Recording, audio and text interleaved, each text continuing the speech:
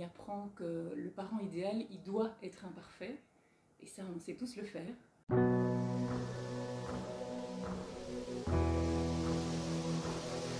On y découvre, et là je vais spoiler, qu'en fait il n'y a pas besoin de choisir entre faire obéir ou laisser s'épanouir, parce qu'en fait l'être humain c'est une personne qui est faite pour vivre en relation avec d'autres personnes.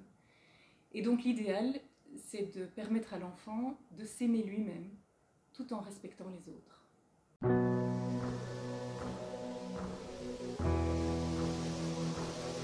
L'idée est partie d'un constat. En matière d'éducation, je me suis rendu compte qu'on avait de plus en plus conscience de ce qu'on ne doit pas faire, de ce que nous, parents, on ne veut pas faire. Je ne veux pas imposer par la force mes idées à mon enfant, mais on ne sait pas toujours exactement pourquoi, quelles conséquences est-ce que ça aurait, et surtout, alors je fais comment. Et donc ce livre est là pour mieux comprendre ce qui se joue dans la relation éducative, et alors à chaque parent de décider ce qu'il veut en faire.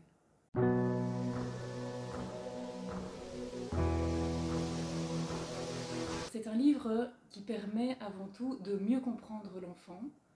Par exemple, pourquoi est-ce que parfois il se roule par terre en hurlant? Pourquoi est-ce que mon ado ne me laisse pas rentrer dans sa chambre, volontiers en tout cas?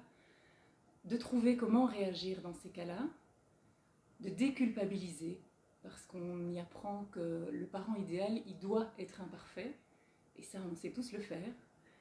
Alors, c'est un livre qui propose un objectif éducatif, qui permet au quotidien de savoir si on est sur la bonne voie.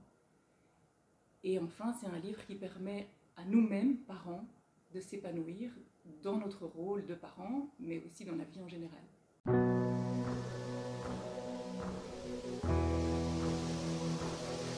C'est parti d'un souhait de dédramatiser dès le départ ce dilemme éducatif qui est parfois très passionnel.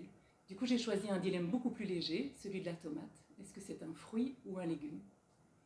Et cette image végétale permet d'illustrer à quel point c'est important de revenir parfois aux notions théoriques et scientifiques pour pouvoir choisir après, de manière plus assurée, comment on veut gérer sa relation avec l'enfant.